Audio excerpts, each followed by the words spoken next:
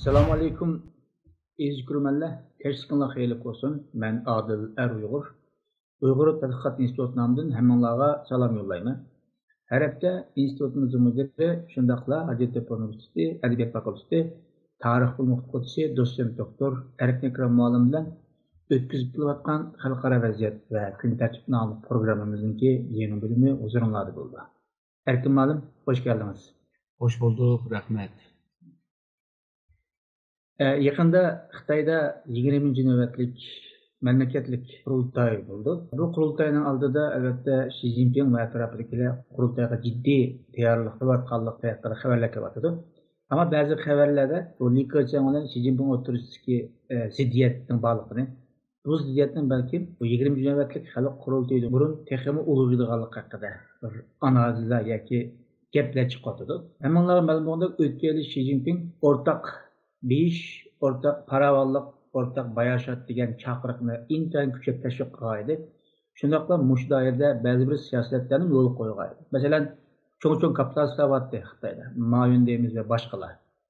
Ularga cho'qim davlatga ma'lum miqdorda pul berish lozimligini, ya'ni tirnoq ichida davlatga va xalqqa pul berish lozimligini, bu pullar orqali bu pul bilan xalq bilan hamdardlashish ularninki burç ekanligini eslatgan va shularga besim qilganlik uchun bu bayramın ma'lum miqdorda o'zini topgan pullarni kirimini mandaqcha aytganda Xitoy Kommunist Partiyasiga bergan edi, ya'ni o'lpang topshirgan edi. Bu Xi Jinpingning bu chaqiriqi xeli kuchli ta'sir qiluvchi siyosatga aylangan edi. Ammo bu yil xabarlar qaragan chog'da Xi Jinpingninki bu chaqiriqninki derecesininki tushunib tuvalab ketganligi bildirilmoqda. Buningki sabablari intayin ko'p bo'lishi mumkin. Masalan, ichki va tashqi iqtisodiy besim yoki siyosat qatorliqlar. Biz bugungi programmamizda Xi Jinping nima o'tgan yili bu sotsializmninki ro'yiga asosan deylamda. Nima shu o'rtaq bayashatchilik yoki hambahrilikni tashviq qildi va mushdoyat siyosat olib bordi. Bu yil nima uchun buningki kuchi yoki tuvalab ketdi? 20. navbatlik xalq qurultoyi Xitoyga nisbatan nima uchun muhim? Faqat deganda Li Keqiang yoki Xi Jinping o'rtasida ziddiyat bormi yo'qmi? Ziddiyat bo'lsa nima uchun ziddiyat bor degan masalani yurib ko'rishtirishimiz va shundaqqa buning ta'siriniki Sharq Turkistonga qanday bo'lganligini yurib ko'rishtirishimiz. Erkinman oldi bilan Xitoy nima uchun yoki Xi Jinping nima uchun o'tgan o'rtaq beyish yoki hamdardlashish chaqirini o'tirib qo'ygan. Yoki bu yil nima azlab ketdi? Bunun derecesi. Bu aslında bu komünist ülkelerinki, devletlerinki ortak bir mesele. Yani öz vaxtida Sovetlerme şunda ortak değişini qanday hal qilamiz deb jiq tirishgan bunga. Ama Sovetler bunu bir yergacha keldi, ama butunlay buni o nuqtaga akilamadi. 1953'ten itibaren, yani Mao'nunki yaşayotgan vaqtida shuni yana tiliga olgan. Fakat Mao o'lguncha o'rtaq beyish degan narsa bo'lmadi. Aksine Mao'ning o'lgan vaqtida Xitoyninki iqtisodi bakla tuvanga tushib ketgan. Shuningga bu Mao o'lgandan keyin bu Vagofunga qarshi bir siyosiy hokimiyatni o'zgartirish bir harakat boshlangan. Buningda ham Deng Xiaoping va uningki yardımcıları bilan birlikda bu hokimiyatni qo'lga tushirib, undan keyin bu Yaobang va shundaqlar qolgan islohotni ilib borganlarni tiklab turib, iqtisodga ko'ngil bo'lishga boshlagan. U vaqtida ham 3. Dünya urushi boshlanmaydi, Amerika bilan bir ittifoqdoshlik davlat holiga keldi, Sovetlarga qarshi bir muasir ilish bir strategiya kirdi. Undan keyin bu Sovetlarninki Afg'onistonga kirishi bilan Sovetlarning bundan keyin Xitoyga bir jang ochamaydiganligiga ishongashga 87'den itibaren bu Xitoyninki Deng Xiaopingni o'tirib qo'ygan iqtisodiy taraqqiyotning 3 bosqich strategiyasini o'tirib qo'ygan va buni mangzishga boshladi. Shu vaqtida bir talash tartib bo'lib ketgan. Ya'ni bu bizningki hokimiyatimiz kapitalizmmi, sotsializmmi deb. Şu vaqtida Deng Xiaopingni qattiq chin turgan, oxirida tushuntirish shu bo'ldi. Xitoyninki sotsializm aslida texi boshlang'ishda. Boshlang'ishda bo'lg'achqa kapitalizmninki bir tarkibi bor deydi. Şundaqla bu sosyalizm bizning nishonimiz axir berib o'rtaq boy bo'lamiz deganni o'ttirib qo'ydi. Buni hamda jiq qadamlar ishondi, ammo amaliy jihatda shu kapitalizmningki bir qism ijroatlarni boshlagandi. Aslında bu mayli bu Hu Jintao'ningki vaqti bo'lsin va undan avvalgi Jiang Zeminning vaqtida bo'lsin, mushu o'rtaq bayishninki bir nishon bo'lganligini tilga olgan. Hatto bu 2011'larda mushu Boşilay, ya'ni o'z vaqtida Chongqingninki shehar Kommunist partiyaninki raisi. Bir jihatdan deganda Mao Xi Jinpingninki raqibi. Ama Chongqingda shunday o'rtaq bayishish degan narsani o'tirib qo'yishga tirishdi. Endi Xitoy Deng Xiaopingninki 3 bosqichlik taraqqiyot strategiyasini o'tirib qo'ygandan beri Xitoy haqiqatan bu kuchlandi iqtisod jihatdan. Ammo davlatning ya'ni jamiyatda ikki xil iqtisodiy kuch paydo bo'ldi. Birisi kambag'al, birisi boy. Boylar nihoyatda cho'ng boylar, kuchli boylar, kambag'allar borgan sari kambag'alishib bordi. Normalda bu iqtisodning nazariyasiga qaraganda bu o'rta sinf ko'paygan sari bundan keyin eng cho'ng boy bilan eng kambag'al odamlar ikki tarafda turib oz qismini shakllantirdi deydi. Ya'ni mana degan chog'da o'rta sinf bular asas iqtisodning kuchi, bir tarafda eng boylar, bir tarafda eng kambag'allar. Bu o'rta sinf kengaygan sari bu kambag'allarni boy qildi deb bir nazariya bor. Ama Xitoyda bu nazariya qarab ma'madi. Xitoyda hozir shu %18 nüfus shu o'rta sinf deb ko'rsatyapti. Buni 20 deganlar bor. Bundaq ahvolda endi kapital, ya'ni bu shaxsiy shirkatlar borgan sari kuchli ketdi. Misalga biz bildiğin Tencent deymiz, Alibaba deymiz, Pinduoduo deymiz, shu shirkatlar nihoyatda cho'ng boy bo'lib ketdi. Bu misalga Xitoyning eng cho'ng boyi Turkiyaning eng oldida kelgan 5 boyini setib ola oladigan kuchga ega. Tabii devletning shirkatini ishlatayotganlar qattiq boy bo'ldi. Ama bununla birlikte kambag'allar soni ko'payib ketdi. Ya'ni bosh ministr Li Keqiangning ifodasiga qaraydigan bo'lsak, 600 million inson texi 1000 yuanningki ostida yashayotganligini, ya'ni seviye turmushini tuvan bo'lgan. Ama Xi Jinping bunday demayapti. Bu deydi hozir bütün kambag'allarni, namratlarni yo'q qilib o'tdik, ularni boy bo'lyapti deydi.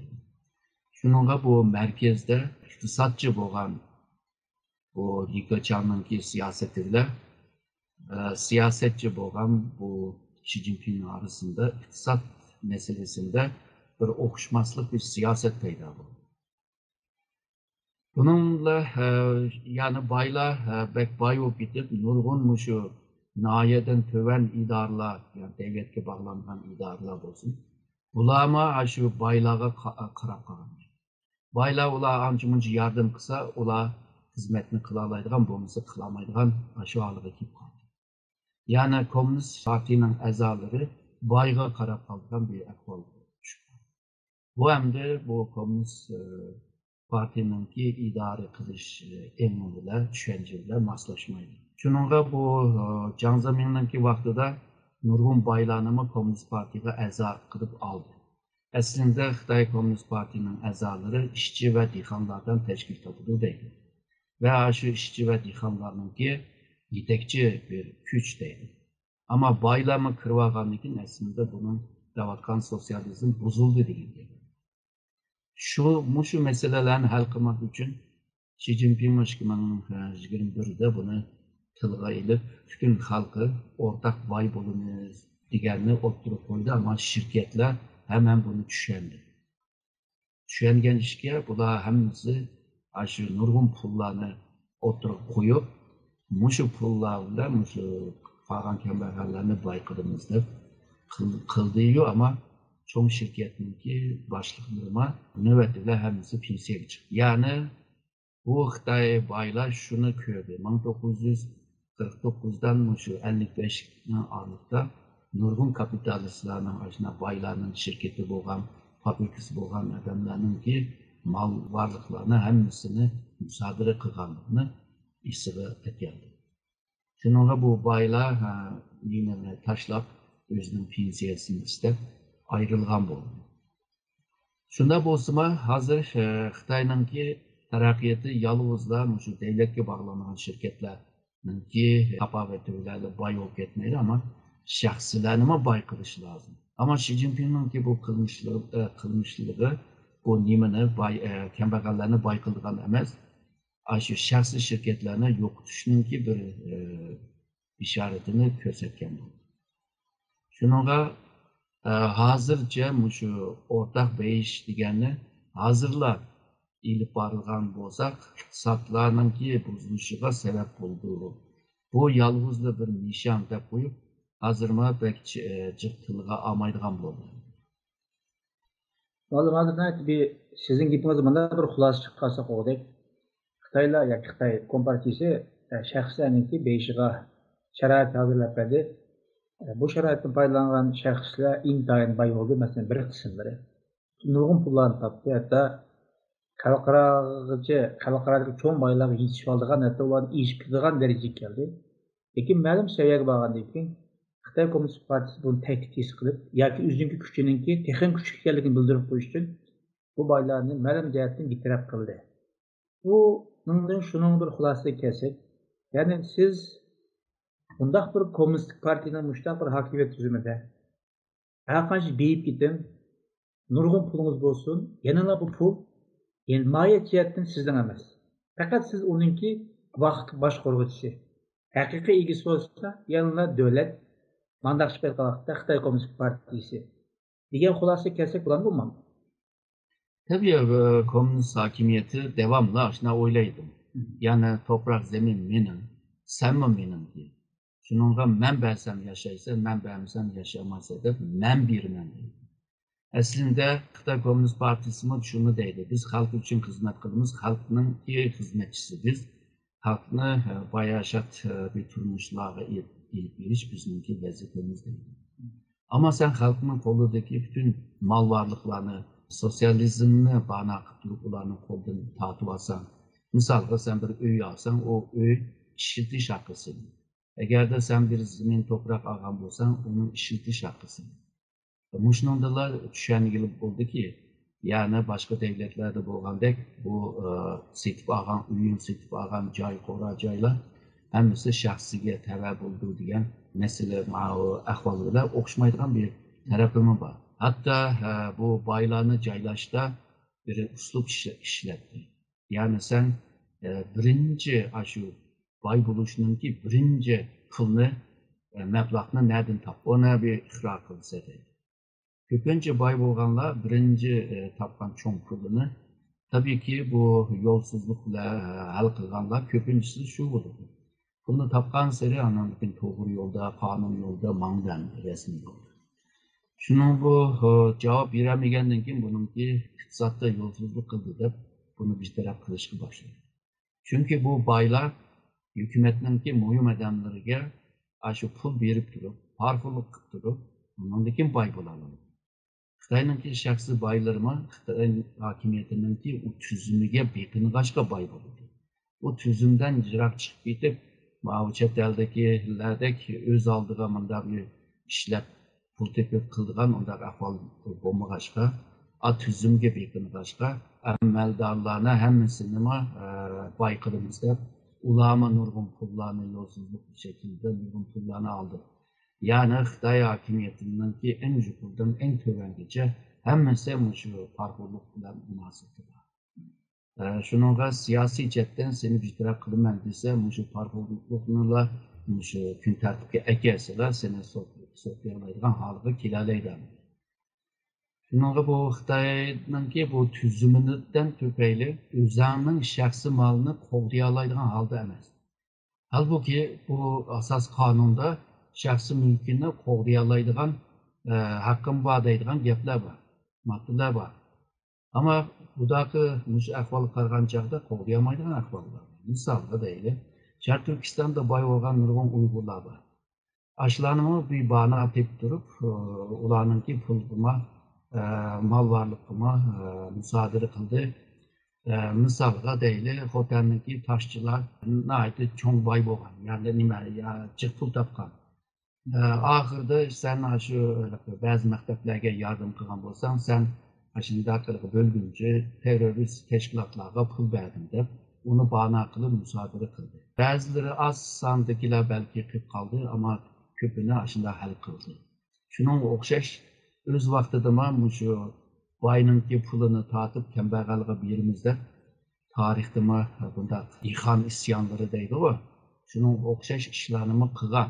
Hokimiyat beshig'i kelgandan keyin shu Abayman degan 49-55 orasida buni o'xshash narsani qilgan. Bu hozir takrorlandi degan bir ahvol bor. Tabii bu yolg'izlar Uyg'urlarga qarshi emas, ya'ni Sharq Turkistondagi boy bo'lgan Xitoy bo'lmaganlarni hammasini shunday joylayotdi. Sharq Turkistonda shu Xitoyning eng oldida kelgan 2000 boy bor. 2000 boyning ichida 12-13 shu Sharq Turkistondagi. Bunun birisi Tunganga qolgan hamsi Xitoy. Bir Uyg'urmi yo'q, bir Qozoqmi yo'q, bir Mongolmi yo'q. Demak ki iqtisodi asosini ya'ni shu Xitoylarning qo'lida. Ba'zi Xitoylar tabii bir qism pulini chet elga yo'tkazishga imkonlarni topdi. Ama bir qism topolmadi. Chetga pulni yo'tkagan bo'lsang, unimi qo'g'lab tutib qilyotdi. Yani bu mayli Interpol bo'lsin, mayli bazı devletlerle imzalaşkan kelishimlar var. Yani cinayetçilerine qaytarib berish. Bu iqtisod jinoyatchi bo'lganligi nurg'un devletler qaytarib berish tarafdori. Ama o ticaret qilib yurgan, savdo qilib yurgan odam agarda biraz siyosetga bog'langan bo'lsa, u vaqtida ham bazı devletler buni siyosiy bir meselede vermeyotdi. Ama onda bo'lmaganlarni shu qaytib beryapti. Xitoy chet elga tutib aytyapti. Pul qochirganlarni, mol mulkini chet elga yo'tkazgan. Ama yo'tkazganda yana yo'tkazyapti. Nurg'un Kommunist partiyaningki muhim odamlarining chet elda hammasining puli bor. Puli bo'lmasa uyi bor. U uy dachadek uylanadi. Mashinalari bor, o'ma bir boylik. Şununla bu Xitoyning komünist tüzümü bazen shunday yolsuzluklarni yaratıdı, o'zi yaratıdı. Çünkü Xitoyda qonun partiyaning aslida qolg'achqa bu qonun tanımaydigan nurg'un odamlar paydo bo'ladi bu tüzüm. Shuningga bu tüzüm bütün kambag'allarni boy qilamiz degan bu tüzüm oxiri berib boylarni texmi boy qilib kambag'allar texmi kambag'al bo'lib kambag'alning soni ko'p bo'lg'achqa onunki kambag'alchiligi teki kuchlandiramdi. Meseleni texmi cho'ngaytirdi. So'nggi yillarda xalqlarning tijareti savdo ticaret iqtisodni yaxshi emas. Xitoymi burunqidek bir tabavati yo'q. Hamda bu Xitoyningki iqtisodiy taraqqiyotining tezligimi ostilishib qoldi. Bu da shu %5.5 bo'lsin deyotdi. Bazı mütehassisler deydi 5'ten töven durdu. Bağan seri bu iqtisadi taraqqiyot %3.5 etrafıga tushdi deydi. Eğer de bu tushgan bo'lsa, nurg'un o'ttir hal ve o'ttir haldan töven bo'lgan bazı şirketler, bazı fabrikalar hamda yepilishga to'g'ri. Bu berib ishsizliklarni ko'paydi. Hamda ishsizliklarga Likojanning bosh ministri Likojanninki hal qilish uslubi sizlarni ko'chada shu nima tezgahlari bo'linglar deb qo'yib beshig'ima bola topdi u nimda bunda deysa deb. Chunki ishsizliklarni sen bir ish tepamisan, ertagin bu isyon chiqaradigan bir masala bo'ldi. Jamiyat xarakterlik bir mesele, oxiri berib siyosatga urib boradi. Siyaset urulgandan keyin hamda ichki siyaset dokunuşluklar başlaydı. Komünist partinin içi de cidel çıkışga başlaydı. Çünkü Komünist partininki Sharq Turkistonni hukuklu, qonunluq boshqarish uchun cho'qim iqtisodini kuchlantirish lazım ki xalq bu partiyadan memnun qalsin. Bu partiyadan memnun qolmasa u vaqtida cidel chiqadi. bu partininki Xitoyni boshqarishning haqqi nima deb haqda so'raydi. Sen nima haqqing bilan bu Xitoyni boshqarsa deydigan masala chiqadi. Hokimiyatninki qonunsizlik bo'lgan masalama o'tirib chiqadi. Shuning uchun nayda xatarlik bir mesele. Şu Xi Jinping 2013'ten keygacha, ondan evvelki mayli Jiang Zemin bo'lsin, mayli Wen Jiabao, Hu Jintao bo'lsin, bular ba'zi yig'inlarda shuni ochiq degan. Xitoy agarda shu yo'lsizlikni yo'qotmasa, shu xalqninki yashab turmushiga bir yardım kılamasa Wang Dang Wang Go deydi. Yani parti yok oldu, devlet mi yok oldu? Çünkü Xitoyninki zihniyetinde parti yok olsa devlet mi yok oldu deydiğen bir düşünce var. Bu her devletlerde okşamaydı. Parti belki hakimiyet bir şekilde ama bir sayılan bile yok olmak mümkün. Ama o devlet kalır. Xitoy yaşında düşünce bu başka, aşina sözü geçken halkma biraz enseydi. Hakikaten parti yok olsa devlet yok oldu. Devlet yok olsa biz naydı perişan, naydı kıyınçılık bir ahvalda düşüp olmazda. Şununla Komünist Parti'ye karta cidel mi çıkamaydı yani. Cidel çıkamaydı demezse şununla çılak durdu. Şununla Komünist Parti nispeten biraz rahat bu işini ilip mimadı. Hem de bu Deng Xiaoping bir vaxtıda ve diyen 87'de kim şunu mu diyen yani bir kısım adamlar bay bolsun dedi. Bu bay bo'lgan adamlar qolgan kambag'allarni yeteklab ularni boy qilsin deydi. Ama bundaq bir ahvol ko'rinmadi. Chunki boy bo'lgan siri o pulini balki ba'zi bu jamiyatninki qiyinchiliklarga yardım qilgan bilan o yolg'izlar bir xil yardım. O bir sistem, bir tüzüm, bir siyaset, uzun müddetli bir siyaset emas. Şununla bu cemiyetini tamamen kurtuluş, evet degan iqtisodninki tizlig'ininki chekinishi keynigan. Ondan keyin xalqarodagi iqtisod tijoratlarning nachar bo'lishi degandek, bundan keyin geopolitik meseleler Xitoyninki dunyodagi obrazining buzilishi, bu shu Uyg'urlar munosabati bor. Ondan keyin Tayvan meselesi, Janubiy Xitoy dengiz meselesi degandek, shu meseleler Xitoyni texima avara kılıyor. Bunu tüzdüş, obrazını tüzdüş, isimlerge karşı bir Hristiyanlığını kılış için çokum yanıp pul heşleşme doğru. Bazı devletlerge meblağ sahamısı bulmaydı. Mesela Amerika bunun İslam aldı. Sen şu ticarette sen cıhtip batsa bu haksızlık. Sen bizimki devlette kalgancı meblağ salalaysa biz senin devletin bu verip o meblağ silişte asanlık olmaydı. Sen çetke mal satkan vaxtıda bu satıcılara azrak yardım kılsa deydi. Sen devlet kapitalist deydi. Bizimki şahsi kapitalist. Şununla devlet kapitalist ile şahsi kapitalist rekabetke kiremeydi deydi. Bu haksızlık rekabet deydi. Muşlarını Xitayga bir bisim işletkenliğinden keyin Xitayning iqtisodimi burunqidek rahat emas. Aldığımız yol uçuyor. Azrak turistlarla pul tapımız degan yerga kamidan. Mümkün siyasetçi etdimi şu devletninki, bürokratninki adamlarga bir bisim var. Misalga tele bir zamangacha bularninki maaşını o'stirgani yo'q. Tadqiqotchilar, ma'lumlar burunqi bir pullar qilyapti. Bu pulni chiqaroq tepish uchun boshqa bir yo'llarni tepishga tirishyapti. Ondan keyin devlet ma'murlari qo'ldan bor huquqni ishlatib turib pul tepishga tirishyapti. Cemiyetni Deng Xiaopingdan itibaren cemiyetni pulga qaraydigan bir cemiyetga aylantirdi.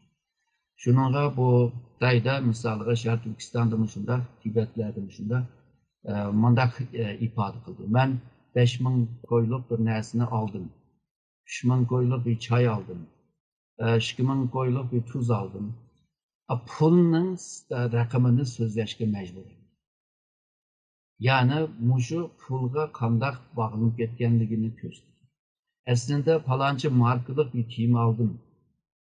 Dese yaxshi bir gap endi. Günce bir yaxshi bir tuz, süpetli bir tuz var ya aldım. Ama pulunu so'zlab turgan bu kapitalizmdan mı eşlik etken bir kapitalizm bu kadar. Bütün şu meselelerden tüpeyli Hazır hükümet hem de şu yüzünün siyasetini biraz tüzütüşke qarab mangandek turdi. Yani 2020 yılınki 10. ayda hem de 20. kurultay başlaydı. Parti kurultayı. Hem de Xi Jinping tekrar sayılışının ihtimalinde var. Bu vakitçe cemiyette mi çatak çıkmasın, chet elde mi çatak çıkmasın dep bunu küçtüdü hem de. Ama Rusya bir çatak terip koydu hem de hiç olmasa bu ülke işçide yani Xitayning işçide bir cidal çatak çıkmasın dep hazırca şu yumuşak bir siyasetini ilk bagandek turdu. Malum bu 20 navbatlik partiya qurultayı yoki mamlakatlik xalq qurultayı Xitoyga nisbatan yoki Xitoy Kommunist partiyasi uchun qanday bir muhim ahamiyatga ega? Hakimiyet esasen şu partinin kollarında. Parti normalde şu yılın ahırlarda 10. 11. aylarda partinin kurultayı için. Parti kurultayda bazı kararlama ilindi. Misalga reisini kimni tanıdık yoki saylab çıktık. Bu ministerlarni kimni qildik, politbiro a'zosi kim bo'ldi va kaza. Ondan keyin siyosiy jihatdan, iqtisod siyosati jihatdan, tashqi siyoset jihatdan ma'lum bir siyosetlarni o'zgartirishninki ehtimoli bo'ldi. Buni kelar yilninki 3. ayda ichildigan xalq qurultayida buni ovozga soladi. Chunki xalqninki partiyasi biz xalq ma'qul desa biz degan xalqninki irodasiga qarab, tushunchaga qarab ish qilamiz. Ama bu şekil cihette bunda ko'ringan bilan partiya qanday qaror olgan bo'lsa, o xalq meclisinde aşında karar çıkıdı. Çünkü %93'tü ma'qul deb qo'l ko'tardi. Xitoy xalq meclisinde bazen bir ikki kishi qo'l ko'tarmay yoki rad qilgan bo'lsa, bununla hayron qilishga boshladi. Aslında chet elda bu hayronlik emas. Ben xalsam kötü, ben xalmasam kötülemedim. Çünkü bu kelgen milletvekillerime aşı tövende tallanıp ekegen. Yani işyancılık adamlarını tallap ekegen. Şununla bulama hem de şu kol kötemisi bulmaydıgan bir haldemdi. Kançıları belki aşında bir çatak çıkardım. Ya da kançıları ben kol kötemeyim de yağa rastladım. Otelde kılıp yağandan kişisel otelde bağmayıp aşına kıganlan var bulanın sağını bek az. Şununla köpçilik yanılı Komünist Parti'nin o kararıga makul değildi. Şununla muşunda bir tüzüm bile Xitay hakimiyeti yani Komünist hakimiyeti işini ilip minmadıdı. Şekil cihette biz halkıga meclisine saldığı deydi ömrü. Milletvekillerime nurgun şu nimalarni tekliflarni berayli deb shu tayyorliklarni qilib ketdi. Ba'zi nimalarga qaraydigan bo'lsak, tekliflarni qaraydigan bo'lsak, bekla oddiy bir tekliflar. Ba'zi nimalar muhim tekliflar bu Komünist Parti bunu bilalaydi bunu. Ular zaten qilalaydi bunu. Shunchacık ministerlik bor, shuncha aql ambari bor. Bulardan fikrlarni oladi. Bu yerden Komünist Parti'nin kurultayı içilişten evvel bu fikirler hem ilk buludu. Onun kararlarını ilk buludu. Şununla milletvekilleri ben mandat göre teklifini sundum, anda bir teklifini sundum dep koşarlığında bir haftan keyin kaydıdı bular. Kaytkandan keyin bu Halk Meclisi'nin daimi komitesi var. Ular oturup iş kılıdı. Bu daimi komitesinin azaları hepsi Komünist Parti azası. Ve Halk Meclisi'ne Komünist Parti'nin ki başvurusu aslında faaliyet kılıdığı deydiğen gaplarını uçuk davadadı. Şununla bu aslında şekil cepten köstü koyganlı bir gap. Malum şular hemmisini siz nazarga alsanız da o'shalık Xitoyning hozirgi o'rtaq beyishdan nisbatan voz kechishi yoki uniki derisini tuvaletishi shundoqla 20 navbatlik xalq qurultayi yoki mamlakatlik qurultaydan burungi mush vaziyatdan hammasi bu bizning Sharq Turkiston qanday ta'sir ko'rsatishi mumkin? Hem de Şarkı Türkistan'a haber dedim, esası baylar Xitay. Şarkı Türkistanlıklarını bay kılış için yani tam beraber bay kılış için bu bayla pul çıkarış lazım. Ama Şarkı Türkistan'da mukumlukni qo'g'daymiz deb bu yerga ayrıca pul beryapti.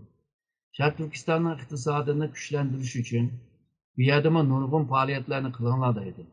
Ama Şarkı Türkistan'ın nefti, tabiiy gaz, altın, kömür, paxta, uranyum degandek madanlar shunda boyandi.